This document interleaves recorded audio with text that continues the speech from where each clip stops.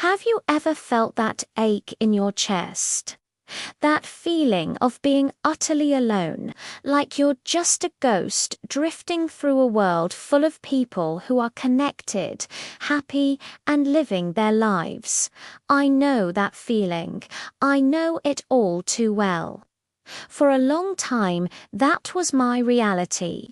My world was grey, the colours had faded, and every day was just a repeat of the one before. I'd wake up, go to work, come home, and stare at the walls. The silence in my apartment was deafening, a constant reminder of the emptiness I felt inside. I tried all the usual things people suggest. Go out more. They'd say meet new people. Pick up a hobby. I forced myself to go to social events, but I always felt like an outsider looking in, wearing a mask of polite smiles while screaming on the inside. The hobbies felt like chores, just another thing to fail at. It felt like I was trapped in a deep, dark well, and the light at the top was getting smaller and smaller. I was convinced this was it. This was my life, a quiet, lonely existence. Then, one rainy Tuesday, everything changed. I was walking home, head down, hood up, trying to become invisible. As I passed an alley, I heard a tiny, faint cry. It was so weak, I almost missed it.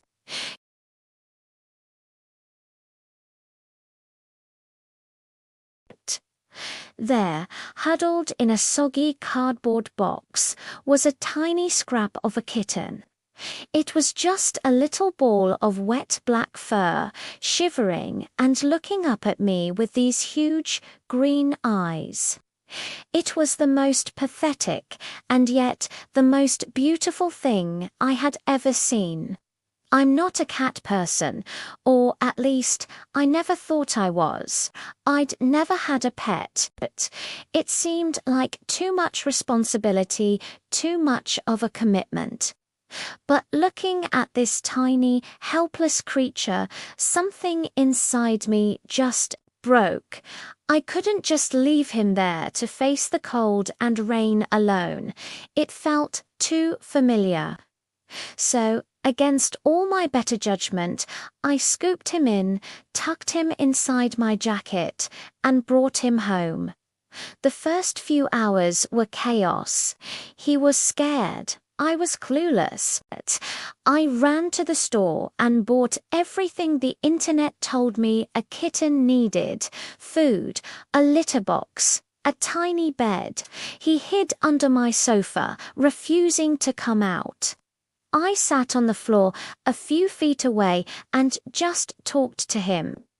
I told him about my day, about the greyness, about the silence. I don't know why, but it felt easier talking to this tiny, hidden cat than it ever did to any person. Slowly, over the next few days, he started to trust me. He'd venture out from under the sofa for a few seconds, snatch a piece of food, and then dart back. Then he started staying out longer.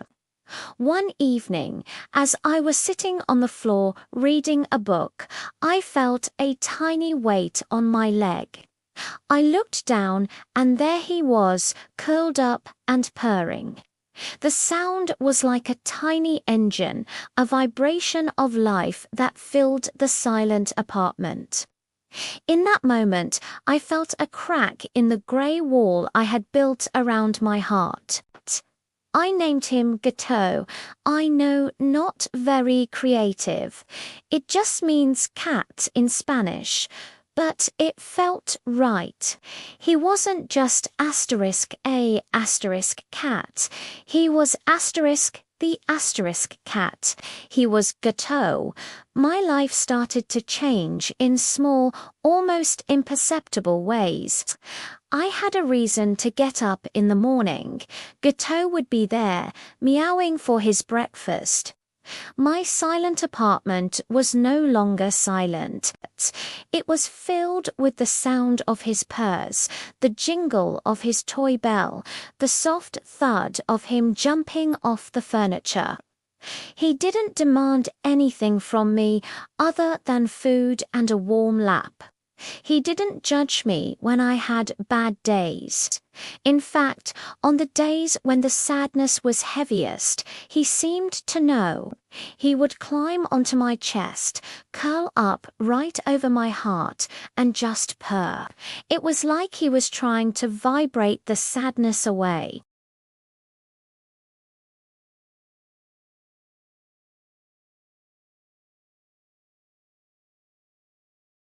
He was something real, something warm in my cold world.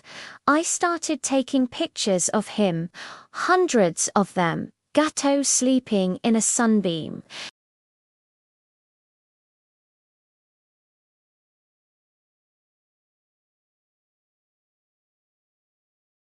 A real, genuine smile. Something I hadn't done in years. My friends, the few I still kept in touch with, noticed the change. My texts were no longer just one-word answers. I was sending them pictures of Gateau. Look at this little weirdo, I'd write. Having Gateau forced me to be more present. I couldn't just zone out and let the day drift by. I had to feed him, play with him, clean his litter box. These simple, routine tasks grounded me. They gave my day a structure, a purpose, no matter how small. Taking care of him meant I had to take better care of myself, too. After all, he depended on me. I started eating better. I started cleaning the apartment more regularly. I wanted it to be a nice home for him. And in making a nice home for him, I was making a better home for myself. One day, I was sitting on the couch, watching a movie. Gateau was asleep on my lap. The apartment was quiet, but it wasn't the deafening silence of before. It was a peaceful silence. I looked down at this little creature who had stumbled into my life, and I felt a wave of gratitude so powerful it almost knocked me over. He hadn't fixed me. The sadness didn't just magically disappear, but he gave me something to hold on to. He was my anchor. There's a saying, "El gato es mi amigo," the cat is my friend. It sounds so simple, but for me, it was everything. Gateau wasn't just a pet. He was my friend.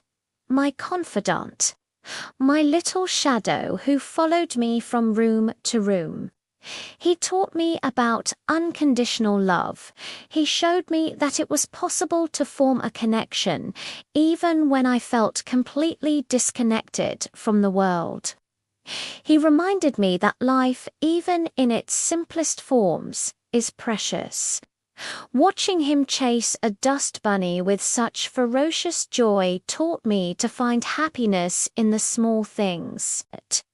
His complete and utter trust in me taught me that I was capable of being trusted, of being a source of comfort and safety for someone else. My journey isn't over. I still have bad days, but they're different now. On those days, I have a furry little friend to remind me that I'm not alone. I have Gateau. He didn't just come into my home, he made it a home. He filled the silence not just with noise, but with love. If you're out there and you feel the way I did, lost in that grey, silent world, please know that you're not alone. Sometimes The thing that saves you isn't some grand gesture or life-altering event. Sometimes it's a tiny shivering kitten in a cardboard box. Sometimes help comes in the form of a friend, even one who can't speak your language but understands your heart perfectly. Connection can be found in the most unexpected places. For me, it was a little black cat who taught me how to live again.